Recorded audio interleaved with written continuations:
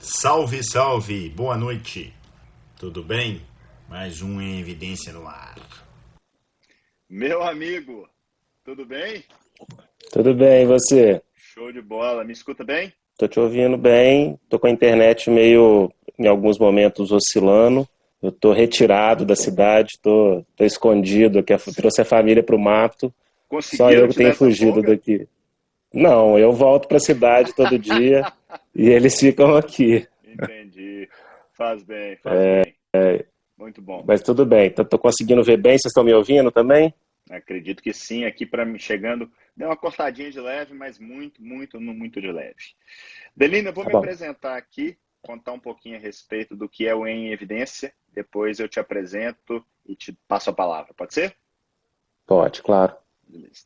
Então, gente, olá, bem-vindo a mais um Em Evidência comigo, Dr. José Neto. Eu sou clínico geral e nefrologista e no Em Evidência eu entrevisto pessoas, colegas, amigos, profissionais que usam da saúde baseada em evidência na sua prática clínica, pessoas que eu respeito e nada melhor do que nesse momento de pandemia falar com um infectologista que, além de ser um grande profissional, é um grande amigo. Ele não é um contemporâneo meu de faculdade, a gente acabou se reencontrando alguns anos atrás. Dividimos consultório, né, Delino, durante um tempo.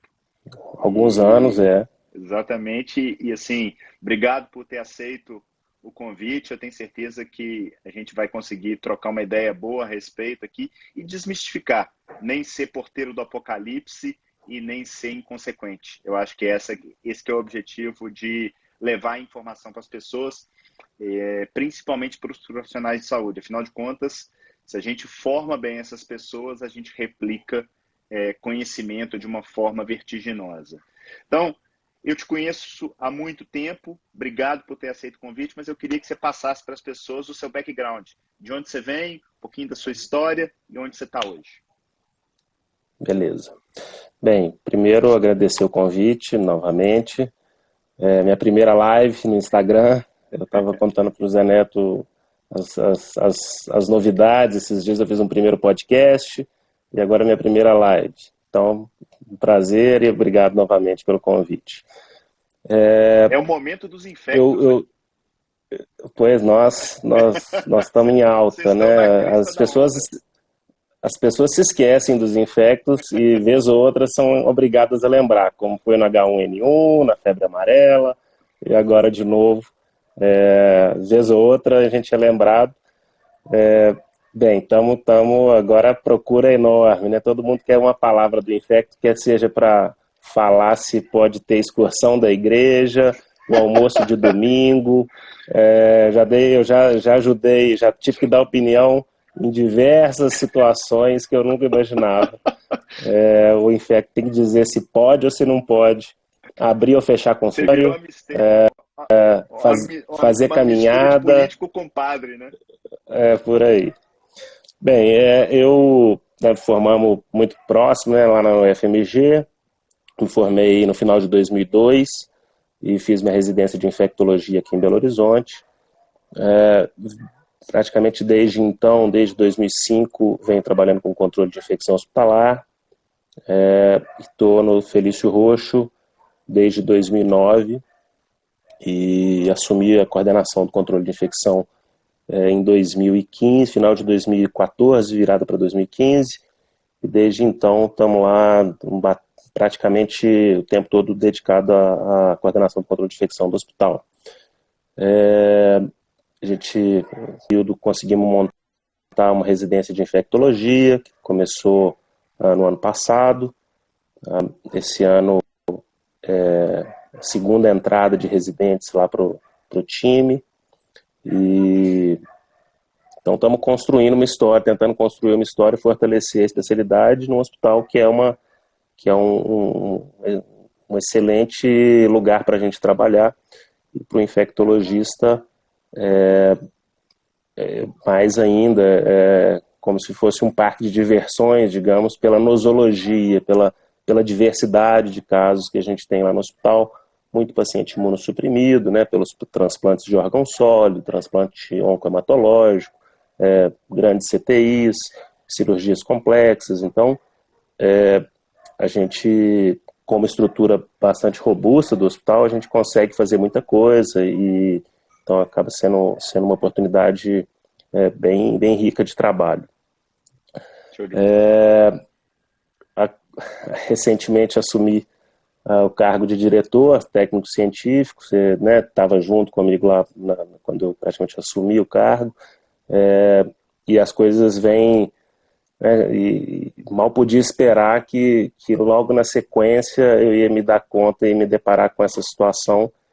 Então, desde fevereiro, nós já estamos nos reunindo lá no hospital, estabelecemos um comitê de crise, e agora em março em diante nós estamos reunindo praticamente todos os dias, com diversos setores do hospital para preparar a instituição para o enfrentamento do número de casos, do aumento de número de casos.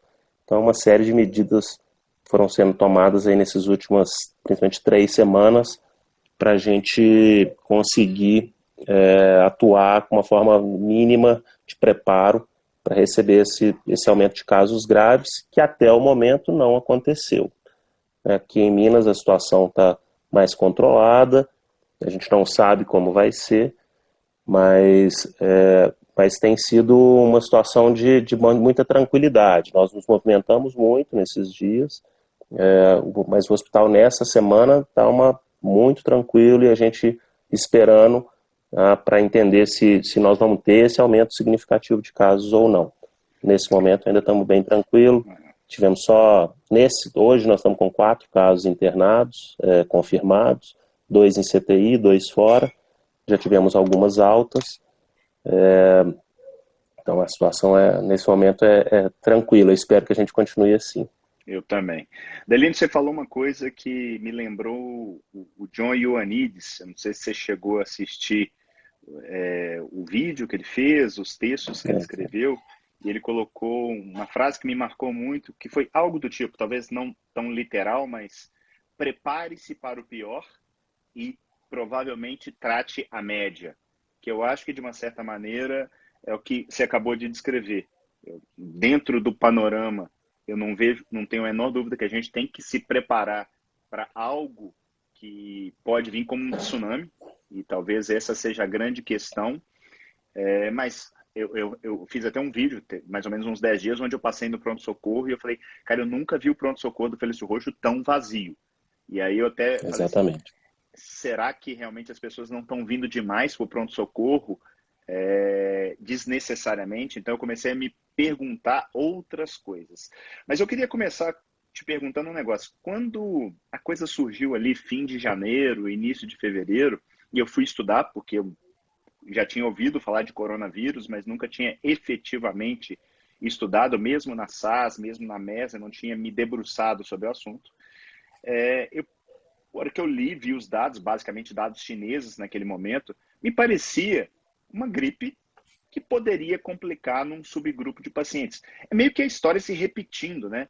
Você pega doenças infecciosas, de uma certa maneira, eles têm um certo grau de letalidade e transmissão, que é uma balança que vai de um lado para o outro, mas a Covid-19 me parecia muito parecido, talvez um pouquinho pior do que o influenza e que outras situações. Passar do tempo, caiu a ficha da saúde pública. E é isso que eu queria que você falasse um pouquinho. Qual que é a diferença da doença, da infecção pelo Covid para o indivíduo, para a população, para a saúde pública? Porque eu acho que, eu não sei se é a sua percepção, mas as pessoas criaram um certo pânico da doença e existem doenças muito piores e o problema, no meu modo de ver, não é a doença per si, e sim o tsunami que ela pode trazer. Esse é um ponto excelente, né? Eu acho que quem lê um pouco de medicina baseada em evidências, as pessoas que escrevem sobre medicina baseada em evidências sempre vão nesse aspecto que é definitivamente muito importante para a gente entender e tentar ter um pouco de racionalidade nessas questões. De fato, a Covid não é uma gripe qualquer, ela tem um grau de letalidade maior, uma capacidade de disseminação mais significativa, né, um R0, que é chamado, né, que é a capacidade de uma pessoa transmitir para outras elevado. Tem aquela, além de ser uma doença de transmissão respiratória, ela tem, né, acho que hoje está mais claro que a gente que é uma doença que pode ser transmitida ainda nos momentos pré-sintomáticos, o que compromete muito a nossa capacidade de conter a disseminação. Mas do ponto de vista individual, quando a gente olha a taxa de letalidade estratificada por faixa etária, o risco ele vai aumentando e ele se torna mais importante, mais relevante, principalmente acima dos 60 anos e com comorbidades. Não quer dizer que as pessoas mais novas não devam se preocupar e que não vão adoecer com gravidade, mas o risco é muito menor. Então, isso é um fato. E a gente tem doenças, como você pontuou bem, com taxas de letalidade, com impacto em saúde pública e em saúde individual muito mais importantes, como a pneumonia bacteriana. Pneumonia pneumocócica mata milhares de pessoas todos os anos, existe vacina, as pessoas não sabem que tem a vacina, não se vacinam, não se protegem. Quando você vai ver os dados, são milhares e milhares de mortes todos os anos e as pessoas não estão, né, ninguém, isso não é manchete de jornal nenhum.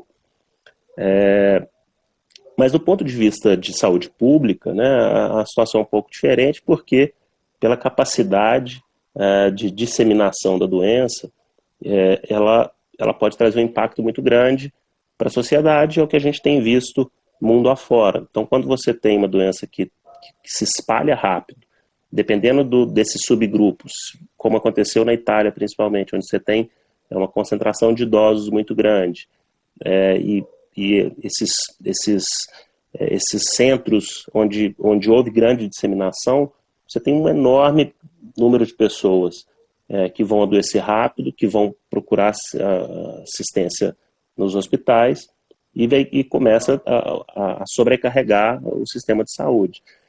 Então, quando isso começou a acontecer na Europa, em alguns momentos me chamaram para falar sobre isso e eu sempre bati nessa tecla. Olha, a preocupação é muito mais de saúde pública do que de saúde individual. A gente tem que conter a doença porque todo mundo agora virou epidemiologista, todo mundo sabe o que é achatar a curva. Então, agora todo mundo fala que precisa de achatar a curva e é fato, porque se a gente tem um número muito grande de pessoas adoecendo ao mesmo tempo, ainda que a gente tenha 80%, 90% das pessoas adoecendo de forma leve, esses 10% de formas mais graves, que vão precisar de hospitalização, vão sobrecarregar todos os leitos hospitalares, vão ocupar todos os ventiladores, e a gente vai se deparar com uma situação de ter que escolher quem vai ou quem não vai para o CTI, quem vai ou quem não vai para a ventilação mecânica, que é uma situação que ninguém quer passar. Então, esse é um ponto crucial. E aí a gente vê um pouco dessa histeria em pessoas que ficam completamente aterrorizadas, pessoas que, por exemplo, já estão em quarentena, tem criança dentro de casa, mas fica completamente aterrorizado com medo de que possa adoecer, a pessoa tem menos de 40 anos, não tem comorbidade, possa adoecer e trazer a doença para os filhos e coisas assim. Olha, ok, tem que ter cuidado, mas o risco, de fato, de uma pessoa com menos de 40 anos adoecer e de uma criança adoecer com gravidade é ínfimo. É menor, provavelmente, do que ele sair na rua para ir na padaria e ser atropelado na rua. Então, tem que cuidar, né? Tem que ter um pouco dessa balança, esse discernimento para a gente poder, claro, tomar as medidas de precaução corretas, mas também não precisa de desespero.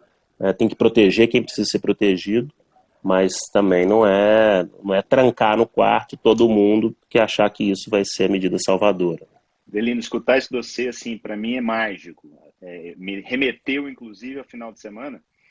O Dr. Tiago, que é endocrinologista, estava até aqui na live, não sei se continua. A gente estava jogando bola com os filhos aqui no prédio, a gente mora no mesmo prédio e tal, batendo bola, e gente começou a filmar, como se aquilo ali fosse quase que um crime. As pessoas realmente estão over demais, e isso que você falou, porque no fundo eu gosto muito de falar a respeito de desfecho. O que importa? Importa morte de modo geral, e sofrimento de modo geral. Agora, a gente não está falando aqui só de sofrimento pelo coronavírus, né? Passaram a olhar como se o único problema da raça humana fosse o coronavírus. Esquecem que deixar, às vezes, um idoso em casa, isso pode ter um problema de saúde mental. E longe de mim chegar aqui e falar assim, não, tira ele de lá, não acho que seja momento. Eu acho que tem que ter realmente um cuidado pensando no todo. Porque mesmo se a gente pensar os pacientes potencialmente mais graves, a maioria não vai ter grandes problemas. E é isso que você pontuou muito bem. A saúde individual, ela não é tão diferente de outras doenças infecto-contagiosas que a gente já tem por aí. O problema é a saúde pública. Pensando na questão da letalidade que você falou, que quando surgiu, ficou ali na casa ali dos 3%, você tem cenários catastróficos, como é o caso da Itália, mas a gente tem outros cenários que são animadores, como, por exemplo, Islândia, Coreia do Sul, Taiwan. Eu vou, de novo, parafrasear o Ioannidis aqui. Será que está faltando um estudo amostral para a gente entender um pouquinho melhor dos números e saber efetivamente quem que já foi contaminado, quem que está transmitindo, quem que efetivamente tem um potencial talvez maior de se ficar mais grave? O que você pensa desse assunto e o que você acha que pode ser feito ou até já está sendo feito e eu não estou sabendo? Não, acho que isso isso vai ser um divisor de águas quando a gente começar a entender do ponto de vista populacional quem de fato já teve a doença, quantas pessoas têm a doença e não têm sintomas. Isso com a chegada dos testes sorológicos, que a gente ir testando de forma massiva, né, muitas pessoas, a gente vai começar a entender isso um pouco melhor. Tem estudos mostrando uma parcela grande das pessoas adoecendo, né, desenvolvendo anticorpos sem de fato ter a doença. A gente ainda não sabe o quanto que essas pessoas podem transmitir doença, mas a maioria dos estudos não tem esse tipo de dado ainda. A maioria dos países existe uma limitação séria de testagem, né? O mundo inteiro está tentando evoluir nesse caminho. Os Estados Unidos demorou algumas semanas até conseguir, de fato, começar a testar em grande número de pessoas. Foi tido como uma grande falha deles aí no controle da doença dentro do território deles.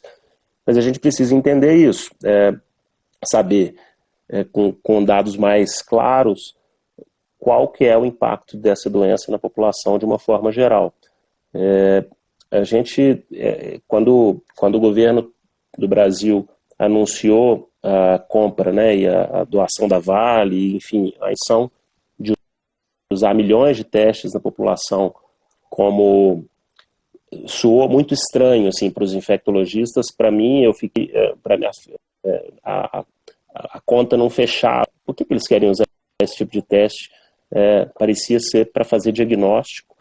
E aí, no segundo e no terceira coletiva em que eles anunciaram os testes, as coisas ficaram um pouco mais claras. No primeiro momento, a intenção é usar o teste para o trabalhador de saúde, para ver se ele já teve ou não. Mas também, e informação hoje, que eles já começaram a testar, me parece que em Porto Alegre, eu não tenho certeza, eu escutei de um colega infecto, mas eu não vi esse dado, que começou essa semana já a rodar em grande número de pessoas, e vão fazer isso em algumas capitais para entender, mesmo em assintomático, quem é que já teve a doença ou não. Vai fazer toda a diferença para a gente começar a entender dinâmica de doença, de população, como é que isso funciona. É tudo muito novo e entender isso vai fazer toda a diferença, claro. O Marcelo Denaro, nosso grande amigo, está aqui, está perguntando, na verdade fazendo um comentário.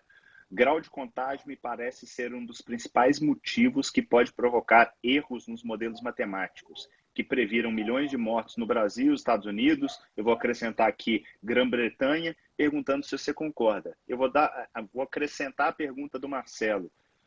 Eu vejo o modelo matemático como algo muito sujeito à falha, para todos os lados.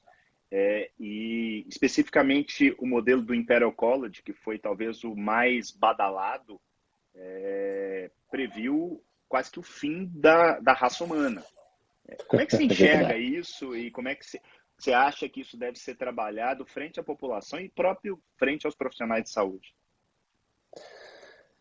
É difícil, assim, os modelos acho que são feitos para a gente abrir um pouco a cabeça, pensar num cenário, num pior cenário possível, caso caso se repita o que aconteceu em determinada situação, a gente pode ter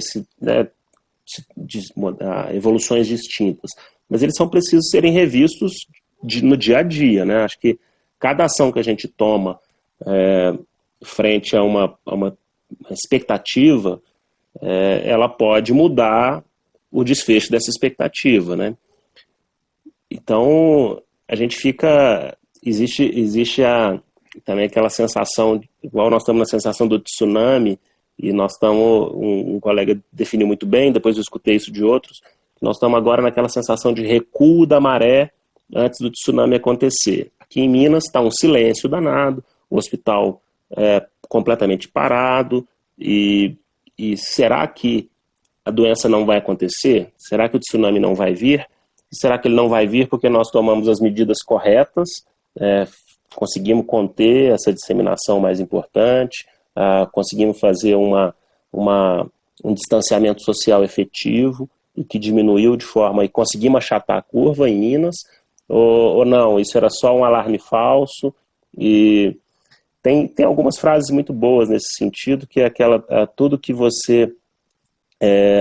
Se as coisas derem certo, né, se não acontecer, você vai ser taxado como alarmista e que tomou medidas excessivas.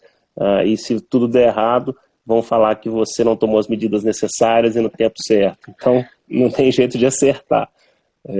Mas eu acho que os modelos só servem para isso, assim, para a gente entender qual seria esse cenário, as possibilidades, mas eles não podem ser, a gente não tem que se fixar nele como algo estanque, e entender que um dia depois do outro as coisas vão mudando, e acho que em Minas, pelo menos até agora, tá a situação bem diferente do que a gente previa, né? A gente ainda tem uma expectativa das próximas semanas, mas a gente começa a ganhar um pouco de confiança de que pelo menos a gente teve tempo de se estruturar, eu digo lá na nossa realidade do hospital, de treinar, de montar protocolo, de estruturar, de fazer, de movimentar todos os setores do hospital para estar pronto realmente para um aumento importante de casos, se ele vier a acontecer. Se não vier, ótimo, eu tenho certeza que como time, como estrutura, como instituição, nós ganhamos muito nessas semanas, em trabalho em equipe, em mobilização, em engajamento, em saber quem é que veste a camisa, em quem é que está trabalhando junto, com quem você pode contar ali no momento de incerteza, e só isso já vai ser um ganho enorme para todos. O pessoal comentou aqui, o Robledo comentou, eu vi a Maíra comentando, realmente o Imperial College reviu os dados. Agora eu vou roubar aqui a analogia do Marcelo. Essa revisão de dados veio com 9 dias, do dia 16 para o dia 25. E a previsão para mortos, especificamente na Grã-Bretanha, era de 500.000, passou para 20 mil. Eu até acredito e defendo o tempo inteiro que a gente trabalha com incertezas. Mas isso seria mais ou menos, segundo o Marcelo, uma meteorologia prevê que vai nevar e 9 dias depois faz 45 graus na sombra.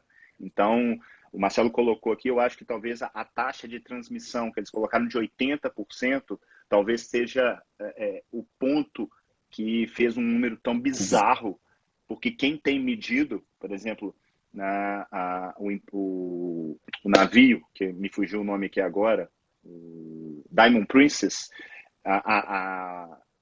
que testaram todo mundo, dos que testaram 20%. E que eu sei até agora é o maior isso mesmo, 20 e número poucos que por se tem cento. até então. Países como a Islândia testaram 3% de positividade. Então, realmente, parece que o número está inflado em função disso. Adelino, você que está dentro do hospital, vivendo a realidade, vivendo o dia a dia.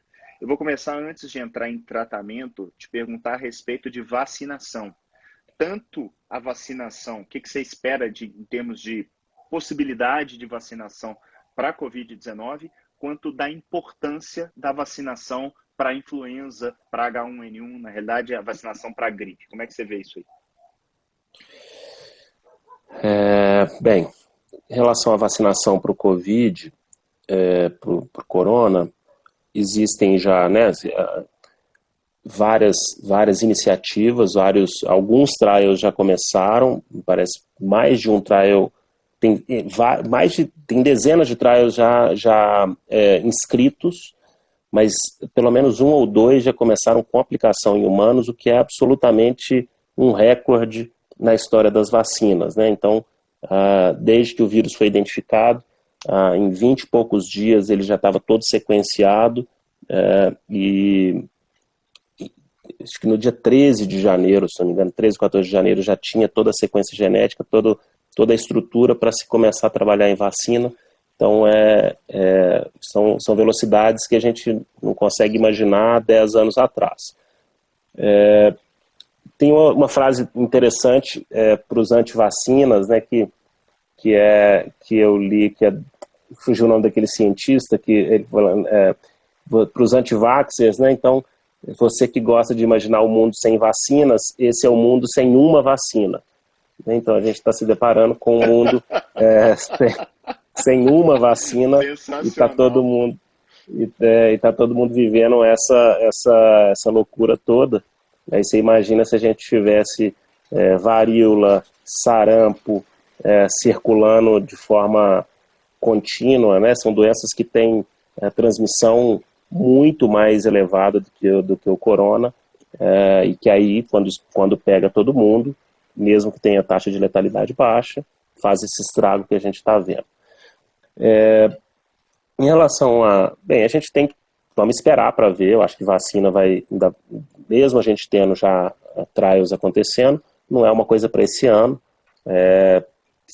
quiçá ano que vem, né? Talvez a gente tenha alguma coisa viável para 2021, mas eu não conto com a vacina para o controle desse quadro que a gente está vivendo agora. Eu acho que isso vai ser mais para frente.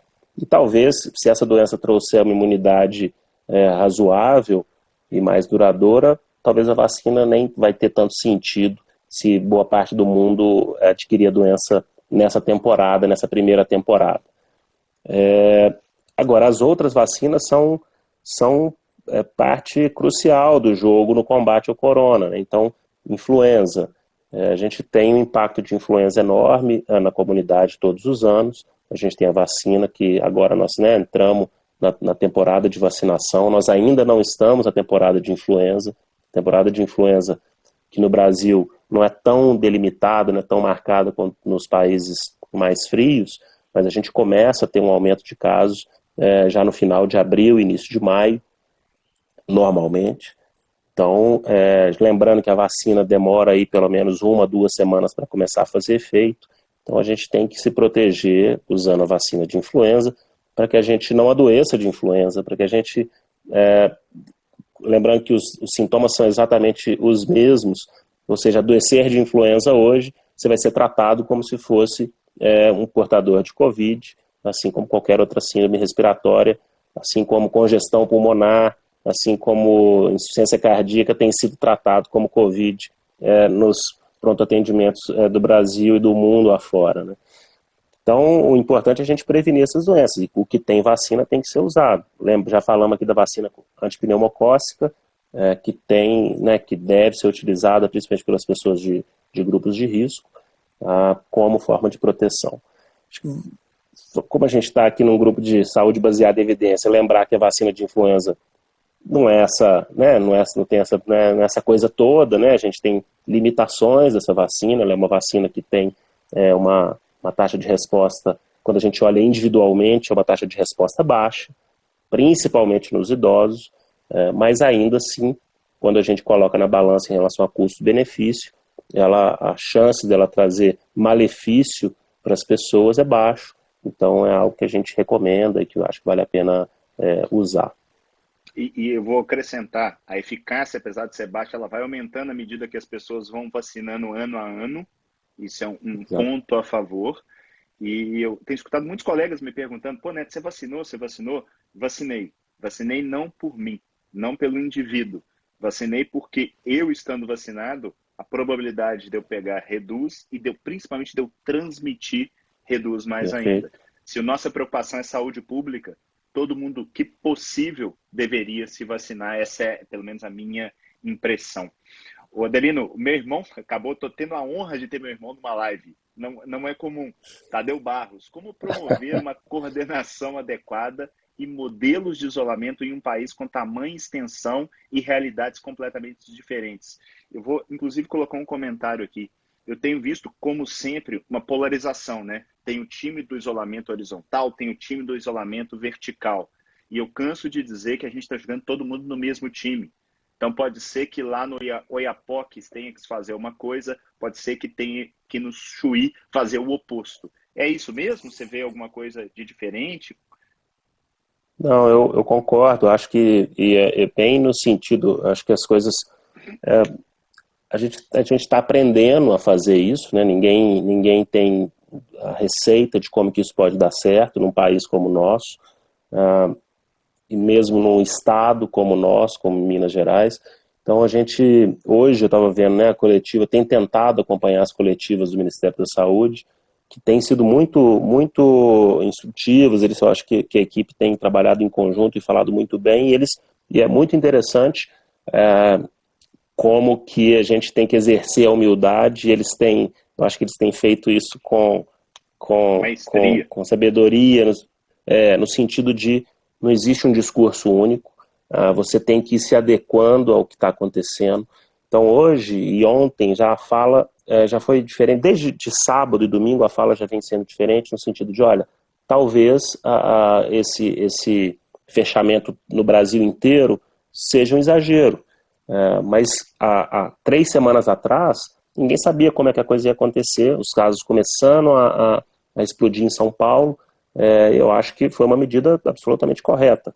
Agora, 3 semanas depois, olha, a gente tem concentração de casos em São Paulo, concentração de casos no Rio, concentração de casos no Distrito Federal e Manaus, Ceará. Então, beleza. Agora, tem lugares que está absolutamente controlado. E a fala hoje do Ministério foi, se você tem um local onde você está com 50% dos seus leitos desocupados, que você tem capacidade de começar a receber esses pacientes de uma forma gradual, e você não tem uma disseminação comunitária importante, talvez a gente possa afrouxar um pouco esse distanciamento, essa quarentena, e trazendo as pessoas de volta para a rua. Protege os mais velhos e vai abrindo aos poucos de novo.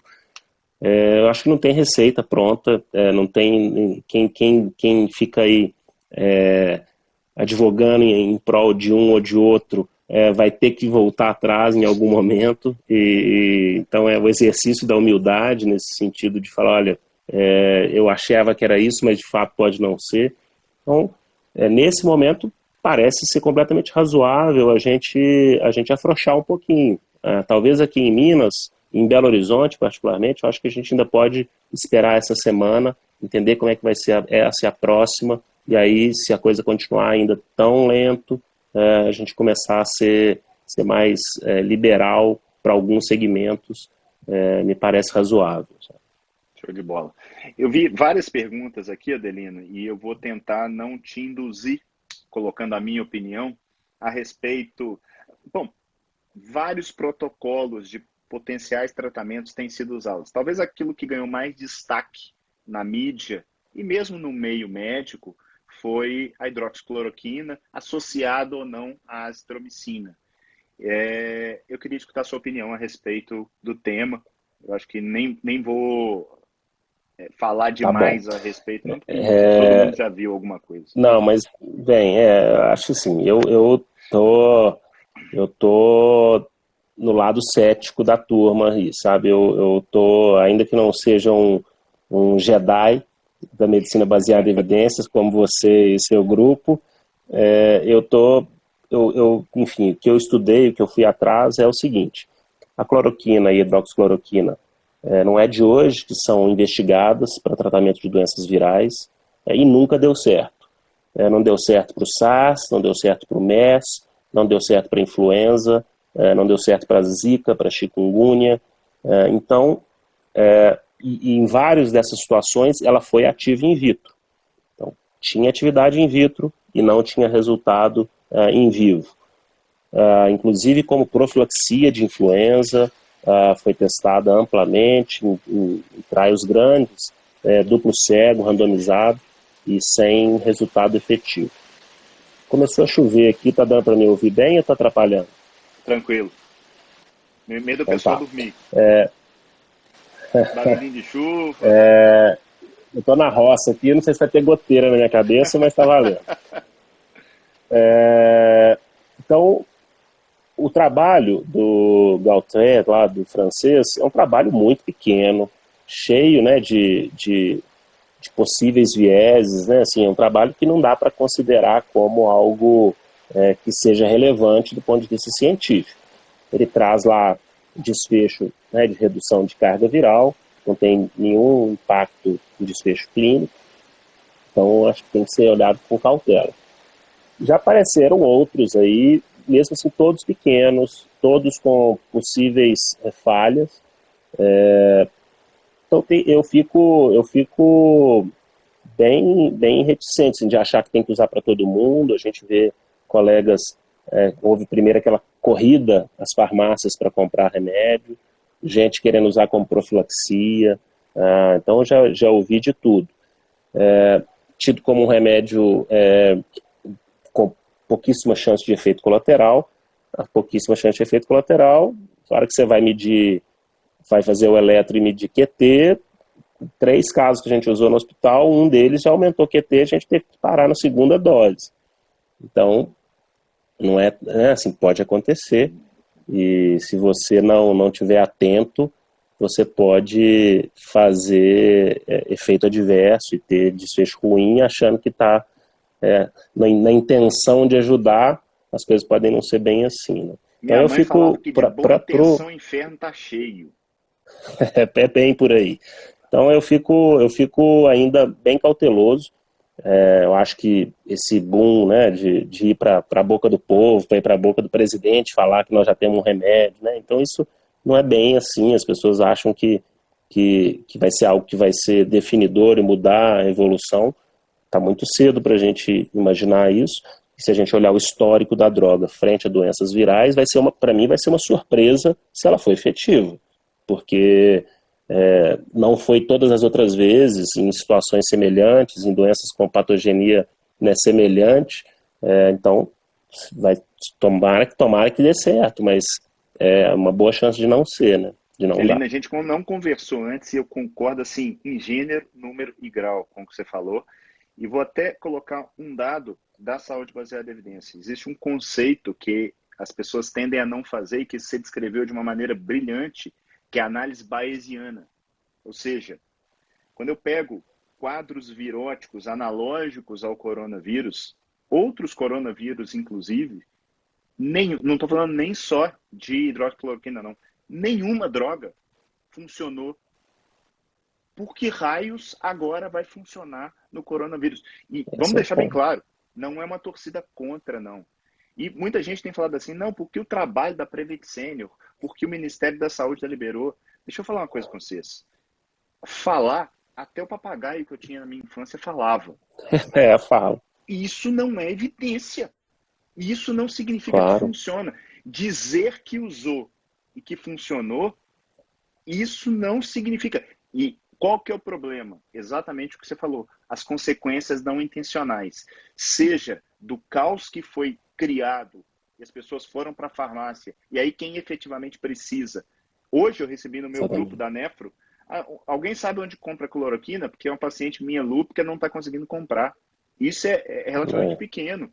Ou coisas do tipo hepatotoxicidade, prolongamento de QT, disfunção renal. Porque a gente vai usar onde? No desespero, né? É o paciente grave, que é aquele que tem mais probabilidade também de dar coisa errada. Porque ele já está usando aquele tanto de coisa, né? Então, concordo gênero, número e grau, Adelina, e falo mais. Eu vi algumas perguntas aqui a respeito de várias drogas. Ivermectina, Remdesivir. Não tem nada, gente. Nada. Eu queria muito que tivesse, mas por hora não tem nada. E aí eu vou dar... exatamente. Vou voltar um pouquinho no tempo do Adelino no corredor do hospital falando assim, Neto, lava a mão. Neto, tira a aliança do dedo. Ela tem que conversar com a Paula. Neto, faz isso. E eu estou dando aqui minha mão à palmatória, por quê? Porque a gente precisa fazer o básico. A gente não faz o básico bem feito há anos. Médico, então, acha que é antisséptico, né? Que a gente não transmite. Então, talvez, olhando para a metade cheia do copo, talvez a gente saia dessa pandemia com alguma coisa boa. Não sei o que você pensa a respeito disso. Eu tenho certeza. Eu acho que a gente, do controle de infecção hospitalar, que a gente vai sair com as pessoas, no mínimo, mais sensibilizadas na higienização das mãos, na redução, né, no uso mais adequado das precauções de contato. Isso eu não tenho dúvida. O que a gente vê, assim, viram memes, né, assim, as pessoas preocupadas com máscara dentro do bloco cirúrgico. Dos desafios nossos de controlador de infecção é fazer com que todo mundo dentro de uma sala cirúrgica esteja com a máscara, né? bem colocada, né? Eu não quero colocar nenhuma especialidade aí em foco, mas assim, né, a gente fica em cima para as pessoas usarem a máscara direito, cobrir o nariz com a máscara, e isso parece que é pegação do pé de controlador de infecção. E agora está todo mundo, né, querendo uma máscara N95, usar máscara, trocar máscara, preocupado com a máscara. Então eu espero que esse tipo de preocupação persista depois, porque são coisas, é o básico e que faz a diferença para uma série de coisas, né, assim, lavar a mão, higienizar a mão adequadamente, usar precaução de contato, isso tem desfecho positivo. Isso a gente consegue minimizar a transmissão de bactéria multiresistente, diminuir ocorrência de infecção nosocomial e que tem mortalidade absurdamente alta. Quando a gente vê o risco de morte para um paciente que adoece com uma bactéria multiresistente, como uma KPC, é 3,5 vezes o risco de morte de uma pessoa que não pega uma KPC de indiossol. Então, isso quando a gente fala em evidência, isso é algo que a gente tem que parar e pensar. Então, e faz sentido a gente ficar lutando para as pessoas lavar a mão, tirar a aliança, usar a precaução, usar o capote, ter todo esse cuidado. É isso que a gente precisa. Acho que a história do corona, ele mexe muito com as pessoas, porque é o medo do próprio adoecimento, né? Assim, acho que isso o que mobiliza muito o profissional de saúde nessa história também é até triste a gente falar isso, mas é verdade, assim, a gente vê essa mobilização toda porque as pessoas estão com medo de adoecer, estão com medo de pegar a doença, de morrer da doença. Isso faz com que as pessoas parem um pouco e pensem que precisam tomar essas medidas todas de cuidado, não só para proteger todo mundo ali do hospital, os pacientes, mas também eles próprios. Então, acho que a gente vai sair dessa fortalecido. Assim, acho que o controle de infecção, não tem dúvida que a gente vai ter frutos melhores. E os pacientes também vão sair melhores dessa, tenho certeza. Delino, agora eu quero fazer um joguinho com você de adivinhação. O que você espera para o futuro? Próximas semanas, próximos meses, principalmente para o Brasil, principalmente para o nosso meio aí, não só Belo Horizonte, mas o Brasil como um todo. Como é que você vê isso acontecendo? Qual que é a sua impressão? E vamos deixar bem claro, isso é literalmente impressão, chute. Minha opinião, né? Sua opinião, deixa bem claro. Opinião do especialista, ou seja, vale nada. Falou que ia acontecer isso. Para quem não sabe, na medicina baseada em evidência, opinião do especialista e nada, chute, é a mesma coisa, ou seja, é disso que se trata.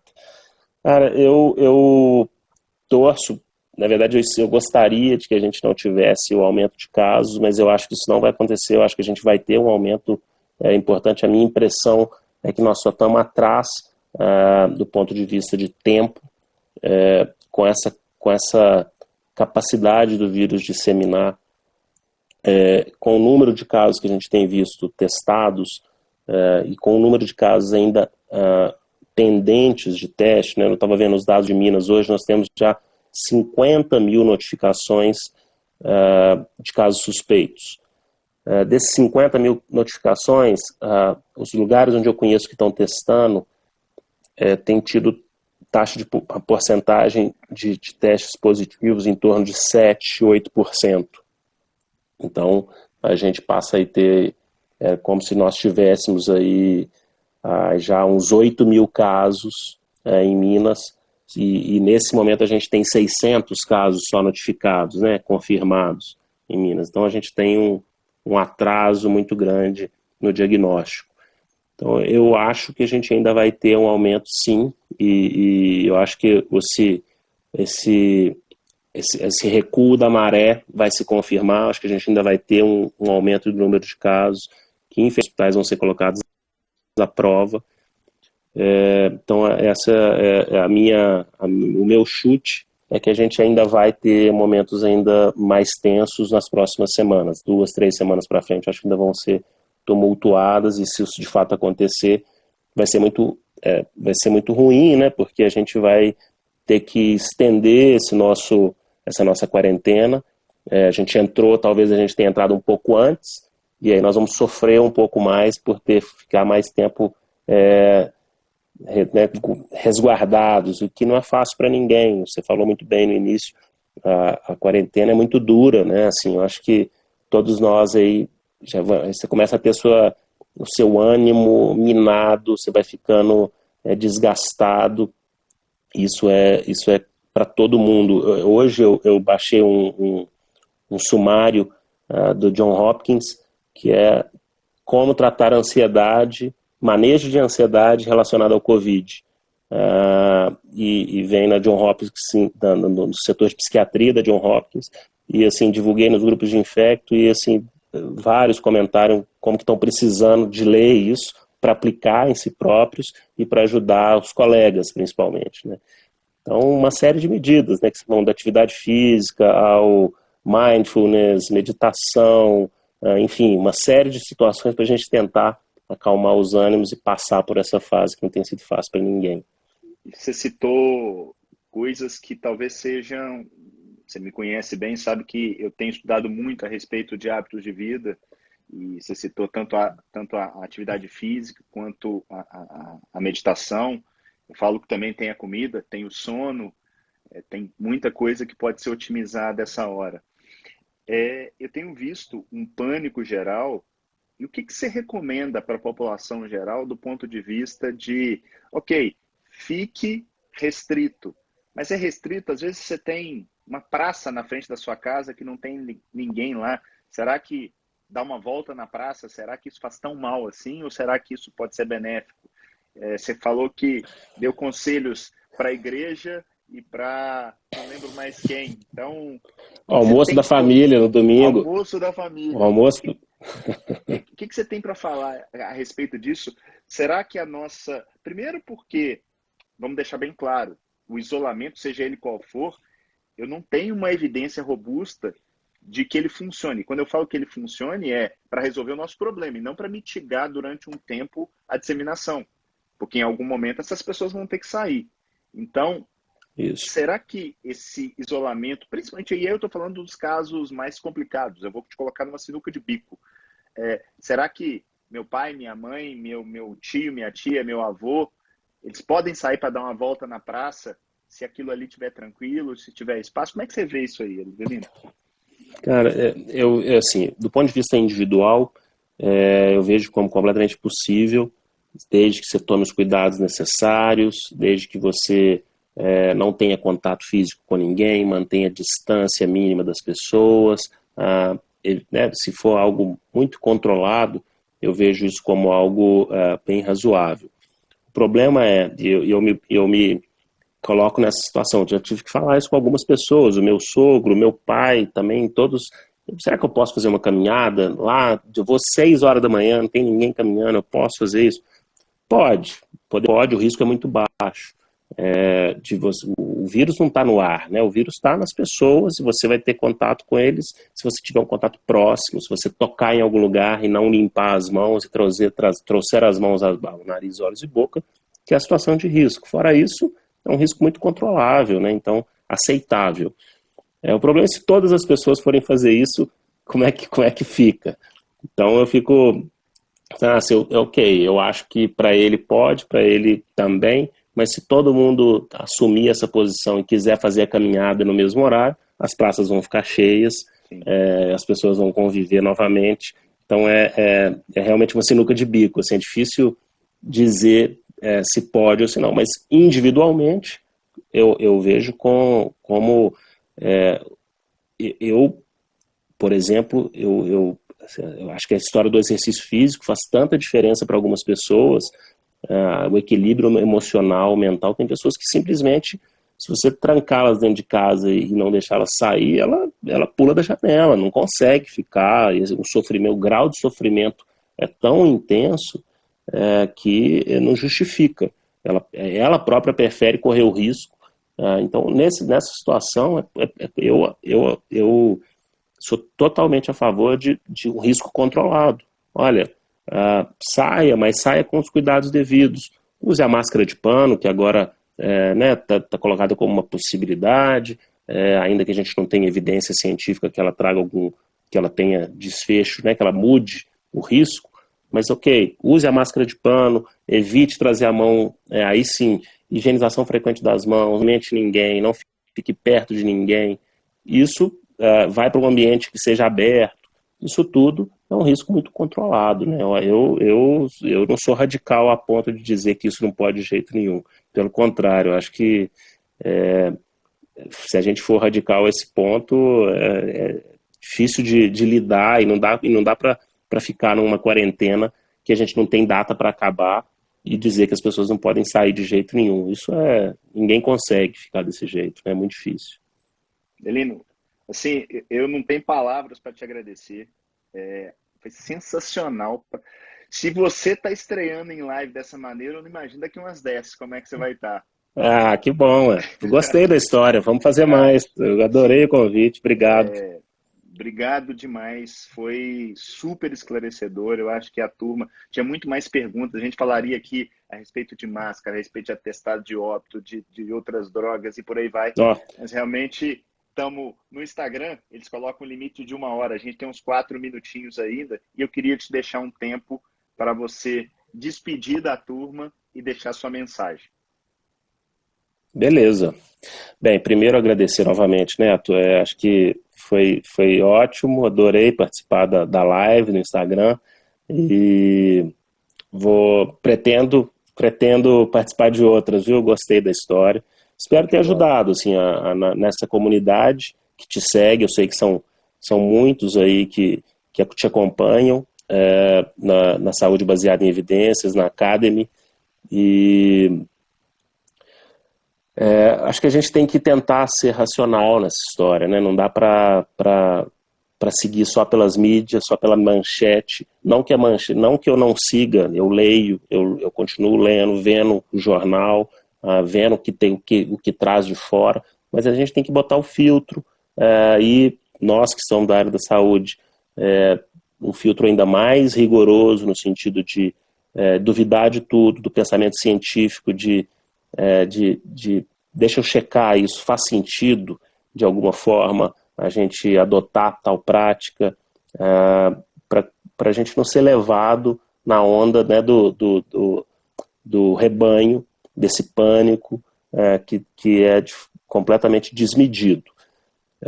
Claro que nós estamos numa situação nova, que a gente ainda vai ver o que vai acontecer. Eu espero que o impacto seja o menor possível, mas o impacto já está feito, né, no mundo inteiro, na economia, na saúde das pessoas. Então, a gente tem que tomar os cuidados, mas não há dúvida que nós vamos passar por isso. Já como alguns países já estão se livrando dessa história. Então, o que eu desejo para todos é tranquilidade, serenidade, adotem hábitos de vida saudáveis para conseguir passar por essa fase difícil, e eu que tenho saído de casa todo dia, que vou ao hospital todo dia, que convivo com outras pessoas todo dia, já me sinto completamente desajustado por ver as ruas vazias, tudo fechado, angustiante. Eu chego em casa e vejo minha mulher e os meninos trancados dentro de casa todos os dias. A impressão é que eles estão mais cansados do que eu, que trabalhei o dia inteiro. Então, muita tranquilidade, pratiquem aí hábitos saudáveis, façam um hobby, bota a cabeça para funcionar, porque isso ajuda. E que a gente passe rápido, da forma mais indolor possível. Valeu Obrigado demais. novamente, espero ter ajudado.